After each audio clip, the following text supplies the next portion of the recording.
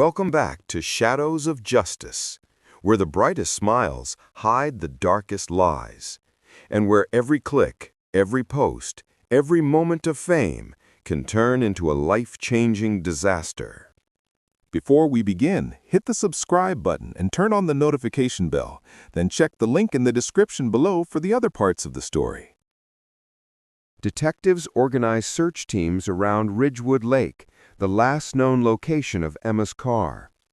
Over 200 volunteers joined: classmates, neighbors, random fans, hikers, firefighters. For 12 days they searched woods, trails, shallow water, abandoned cabins, ravines. March winds whipped through the trees. Sniffer dogs barked and pulled their leashes. Helicopters circled overhead. But nothing. Not a shoe, not a hair, not a trace. Emma smirked on her way out of court one day and told reporters, "Maybe Claire ran away. Everyone always thinks the worst of me." The public outrage was immediate because mistakes can happen, miscommunication can happen, even fights can happen. But smirking during a missing person investigation? That revealed something monstrous. On April 9th, 15 days after Claire's disappearance, a hiker found something in a wooded area near a quiet, marshy corner of Ridgewood Lake.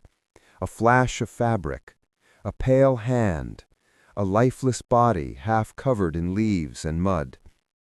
It was Claire. One sneaker missing, mud on her clothes, scratches along her arms, bruising on her wrists, a fractured jaw, signs of choking, and defensive wounds. The medical examiner estimated time of death March 25th, the same morning Emma left the apartment with a duffel bag. Investigators found Emma's fingerprints on Claire's backpack, traces of Emma's skin cells under Claire's nails, soil from Emma's car trunk matching soil near the body, Claire's wiped phone thrown in the lake nearby. Digital, forensic, behavioral, and physical evidence converged into one chilling narrative. Emma hadn't just lost her temper. She had planned something, and she had executed it. Detective Marcus Lee stood at the edge of Ridgewood Lake the morning Claire's body was discovered. Mist curled over the surface like a shroud. Officers formed a perimeter. Crime scene tape fluttered against the cold breeze. Claire's lifeless form lay partially covered in damp leaves, the early morning sun turning her pale skin almost silver. Detective Lee lowered his head. He hadn't known Claire personally, but he'd watched hours of her videos. The pranks, the challenges, the confessions. She was the grounded one, the thoughtful one, the girl whose kindness seeped even through a screen. And now she was gone. With the tragic discovery came a chilling certainty. This wasn't an accident. This wasn't a runaway. This wasn't an overdose. This wasn't a freak event. This was homicide, and the evidence pointed in one direction. Dr. Mira Sandoval, the county medical examiner, conducted the autopsy. Her report read like a map tracing Claire's final minutes. Bruises around the neck consistent with manual strangulation. Petechiae in the eyes, blood vessels bursting under pressure. Fractured hyoid bone. Scratches and abrasions on Claire's arms and hands from fighting back. Blunt force trauma on her jaw. Soil embedded under her nails. Time of death between 2:30 a.m. and 4 a.m. on March 25th. Dr. Sandoval concluded, Claire fought for her life. She fought hard. Detective Lee closed his eyes. Emma had told police she was asleep until 9. Emma had claimed Claire stormed out after an argument. Emma had told officers Claire probably wanted space. But Claire's injuries didn't match any of Emma's statements. In fact, They proved Emma's statements were lies. To convict someone, detectives must build a timeline that removes ambiguity. Here is the timeline they reconstructed. March 24th, 11:54 p.m. Claire logs her final journal entry. I don't feel safe tonight. March 25th, between 2:30 a.m. and 4 a.m., Claire is killed inside the apartment, likely during an argument that turned violent. Evidence: overturned chair, broken mug, rug dragged, blood droplet on the sink, Emma's fingerprints found mixed with Claire's on the broken lamp. 3:01 a.m. Emma leaves the building carrying a large duffel bag. This is the moment captured on CCTV. She wears gloves, hair tied up, expression blank. 3:23 a.m. Emma Googles how to reset iPhone without password. This search is done from Claire's wiped phone. 3:37 a.m. Claire's phone is reset to factory settings. This is crucial. Emma was deliberately deleting evidence. 4:10 a.m. Emma's car leaves Ridgewood and heads toward the lake. 5:15 a.m. Emma's car is parked near Ridgewood Lake. Camera footage from a traffic light shows the same duffel bag partially in view. 6:21 a.m. Emma's car returns to Ridgewood. 9:42 a.m. Claire's phone, now wiped, goes offline permanently. Thrown in the lake? Turned off after deletion. Investigators later find it underwater. 8:43 p.m. Emma texts Claire's friend, "She's probably sleeping, LOL."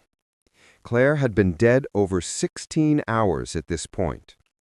Detective Lee stared at the timeline pinned to their investigation board. Every red thread pointed to Emma. Emma's timeline wasn't just inconsistent, it was impossible. She hadn't just lied. She had attempted to rewrite time. Detectives began interviewing everyone close to the girls: friends, teachers, neighbors, brand managers, even fans who had met them at meet and greets. Every interview revealed the same thing. Claire was the cautious one. Emma was the impulsive one. Claire was the peacemaker. Emma was the instigator. One classmate shared, "Emma always got jealous when Claire got attention, even before the channel blew up." Another said, "Claire was always afraid of losing Emma, but Emma was afraid of losing fame." A brand representative revealed the truth behind the secret sponsorship. "Emma asked us not to tell Claire. She said Claire wasn't cut out for solo influencing." Detectives noted a pattern. Emma believed she was the star. Claire believed they were equals. In the world of social media, where numbers define value, jealousy becomes venom. Detectives returned to interview Emma again, but this time she wasn't confident. Her answers stuttered. Her eye contact broke. Her hands trembled. Detective Lee asked, "Emma, when was the last time you saw Claire alive?" Emma replied, I don't know. I fell asleep on the couch. She left during the night." But investigators had already pulled the apartment's smart home data. Motion sensors showed movement at 2:47 a.m., movement at 3 a.m., door opening at 3:01 a.m. No movement from Claire's bedroom after 1:12 a.m. Claire never left. Emma did. And Emma didn't know detectives had that information. Her lie was immediate. Lie number 6. Lie number 7. Lie number 8. Detective Lee leaned back, studying her. "Emma, you do know that everything you delete online can still be recovered, right?" Emma swallowed hard. Her face paled. Something in her eyes flickered. Fear, guilt, or the realization that the truth was catching up. Forensic specialists recovered deleted files from Claire's laptop backup.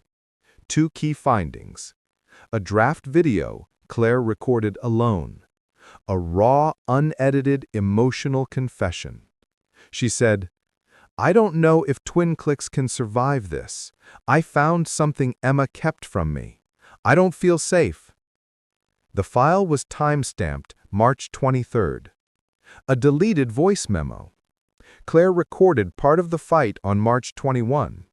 Emma's voice could be heard shouting, "Don't you dare ruin this for me! You'd be nothing without me!"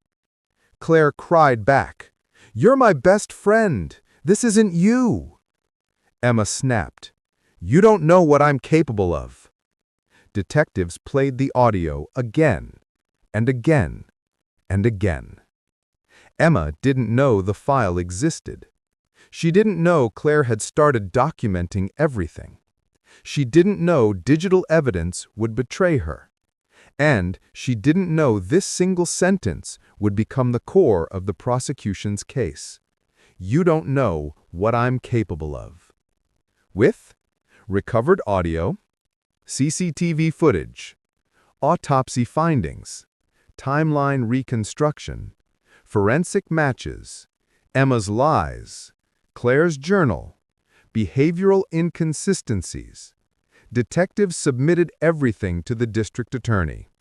It took less than 24 hours for the DA to approve an arrest warrant. On April 14th, police arrived at the TwinClicks apartment building. Fans had gathered outside with signs, "Justice for Claire! We love you, Claire!" When Emma stepped outside, she tried to push past officers, shouting, "What is this? I didn't do anything! Why are you doing this?" Cameras clicked. Phones recorded. The world watched. Detective Lee approached her with calm, stern finality. "Emma Carter, you are under arrest for the murder of Claire Bennett." Emma screamed, kicked, tried to yank her arms free. The mask was gone. The influencer smile vanished. The brand persona evaporated. All that remained was raw panic and guilt. Police escorted her to the squad car. Emma looked around wildly, at the fans, the cameras, the flashing blue lights. She shouted, "She betrayed me! She was leaving me! She ruined everything!" Her words echoed down the street. It was over. For Claire, justice had begun. For Emma, the downfall had arrived. Emma Carter's arrest shook the internet like an earthquake. TwinClicks had been the gold standard of teen influencer success. Relatable, funny, inseparable best friends. Their fall from grace wasn't just dramatic. It was catastrophic. Millions of fans felt betrayed. Parents questioned the safety of social media fame. News outlets ran headline after headline. YouTube star arrested for best friend's murder. TwinClicks tragedy, the dark side of internet fame. Emma Carter charged. What really happened to Claire? While the world speculated, detectives built their final case. Prosecutors prepared for trial. Claire's family prepared for the painful pursuit of justice. And Emma, locked in a holding cell, began unraveling completely. Every crime has a heart, a catalyst, a choice. For Emma, that choice was rooted in the toxic mix of jealousy, fear of losing fame, fear of being less popular, resentment of Claire's influence, terror of being exposed. Detective Lee met with Dr. Leela Garrison, a forensic psychologist, to analyze Emma's behavior. Dr. Garrison flipped through pages of Emma's social media, videos, interviews, and interrogation tapes. She didn't hesitate with her conclusion. If you are new here, like, subscribe, and turn on the notification bell. To keep following, check link in the description below. This is Shadows of Justice. Thanks for watching.